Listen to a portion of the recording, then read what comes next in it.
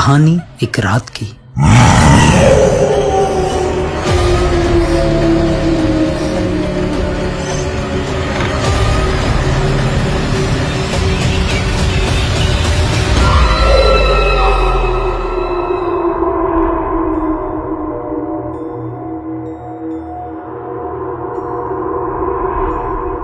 Ohio university, जो कि America की एक स्टेट ओहायो में मौजूद है। 1804 में इस यूनिवर्सिटी का आगाज़ हुआ, जहां हर साल हज़ारों स्टूडेंट्स आला तालीम हासिल करने के लिए आते थे। ये वाक़या 1970 का है। ऐना एक बहुत खूबसूरत और ज़हीन लड़की थी। इस साल ऐना भी उन हज़ारों स्टूडेंट्स में शामिल थी जो अपने बेहतर मुस्तकबिल के लिए इस यूनिवर्सिटी में आए थे। ऐना को इस यूनिवर्सिटी के हॉस्टल में एक कमरा मिल गया और उस ओहायो यूनिवर्सिटी के उस हॉस्टल का कमरा नंबर था 428, यानी 428।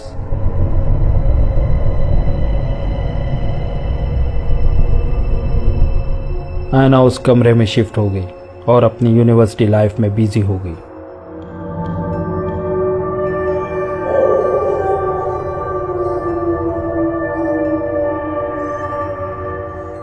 एक रात ऐना अपने कमरे में सो रही थी, लेकिन उस रात कुछ ऐसा हुआ जो कोई सोच भी नहीं सकता था। अचानक ऐना को ऐसा महसूस हुआ जैसे एक काला साया उसके ऊपर चढ़कर बैठ गया है। ऐना को ऐसा महसूस हो रहा था कि जैसे वो साया उसके इतना करीब है कि ऐना उस साए के सांस तक को अपने चेहरे पर महसूस कर रही थी।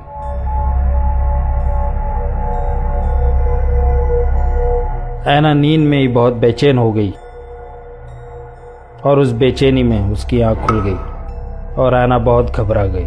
उसने फौरन उठकर अपने रूम की लाइट ऑन की, लेकिन उस रूम में ऐना के सिवा और कोई भी नहीं था।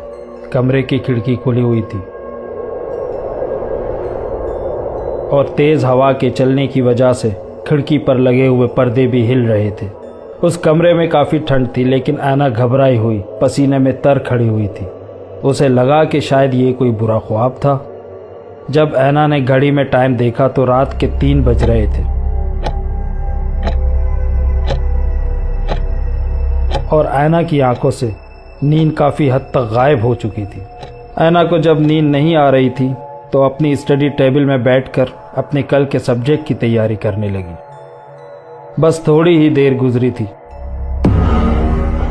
कि जैसे ऐना को महसूस हुआ कि कोई काला घना साया इसके पीछे हरकत कर रहा हो।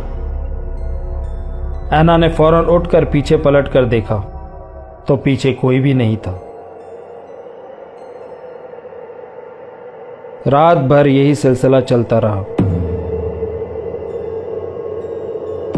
हल्की हल्की आहट ऐना महसूस करती रही और जैसे ही पलटकर पीछे देखती तो वहां कोई नहीं होता। ऐना की अगली कई रातें ऐसी ही गुजरी।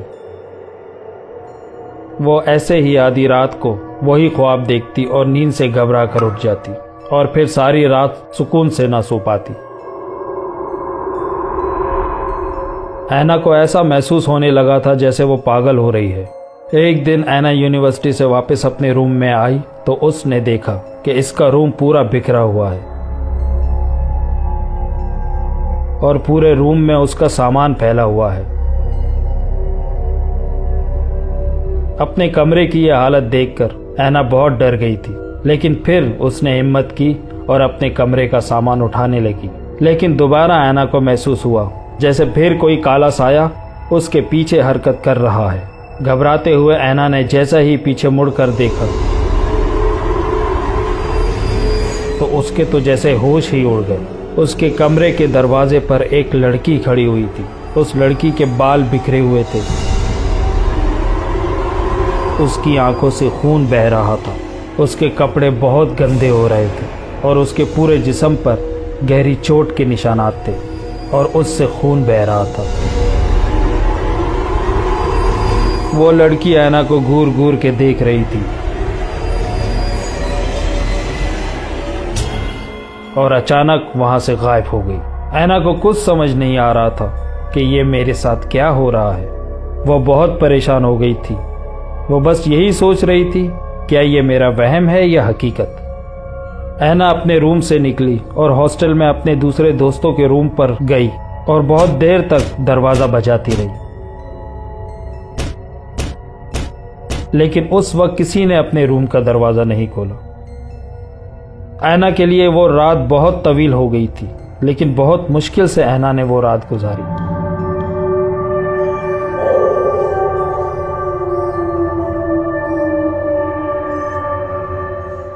और दूसरे ही दिन यूनिवर्सिटी की अपनी एक दोस्त को उसने बताया कि हॉस्टल में मेरा दिल नहीं लग रहा है, मुझे ऐसा लगता है कहीं मैं पागल ना हो जाऊं।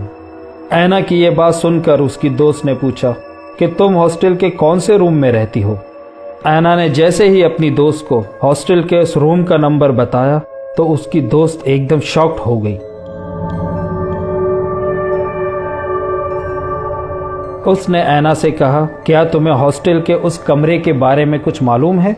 ऐना को कुछ समझ नहीं आया तो उसकी दोस्त ने ऐना को बताया, क्या तुम्हें मालूम है हॉस्टल के इस कमरे के नीचे कब्रिस्तान भी मौजूद है।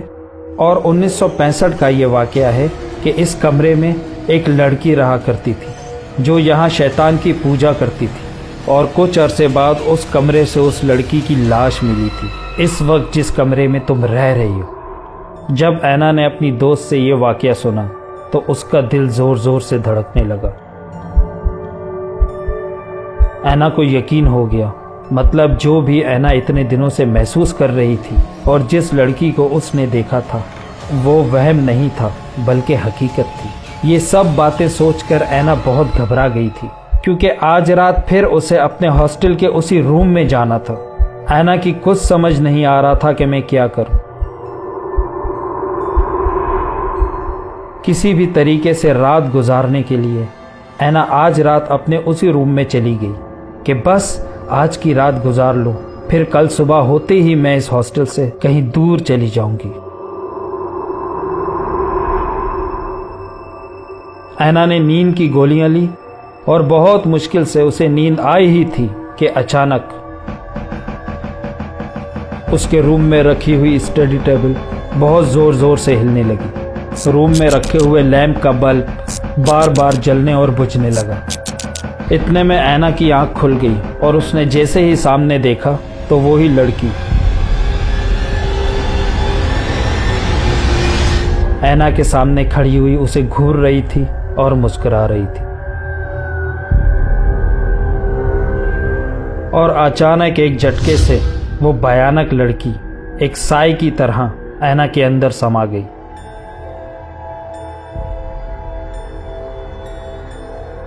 ऐना ने यूनिवर्सिटी जाना छोड़ दिया था।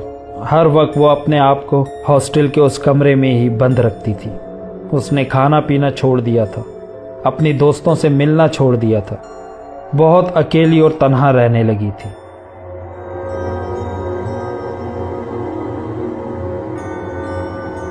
जैसे जैसे वक्त गुजरता जा रहा था उसके चेहरे का रंग बदलना शुरू हो गया था।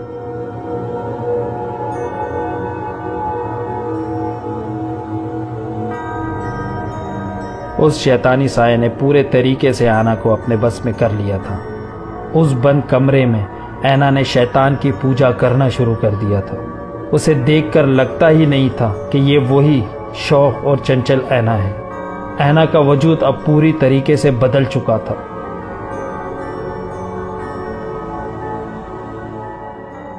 बहुत दिन गुजर जाने के बाद जब यूनिवर्सिटी में ऐना की कोई खैर खबर नहीं मिली, एक दिन ऐना के सारे फ्रेंड्स उससे मिलने आए। उन्होंने बहुत देर तक दरवाज़ा नॉक किया, लेकिन जब किसी ने दरवाज़ा नहीं खोला तो ऐना के फ्रेंड्स उस दरवाजे को तोड़कर अंदर दाखिल हुए।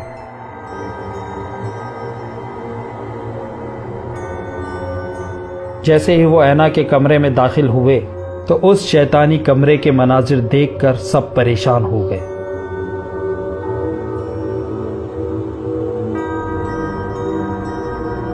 ऐना की लाश पंखे पर लटकी हुई थी। ऐना को इस दुनिया से रुखसत हुए न जाने कितने दिन गुजर चुके थे। आखिरकार वो शैतानी साया ऐना की जान ले गया।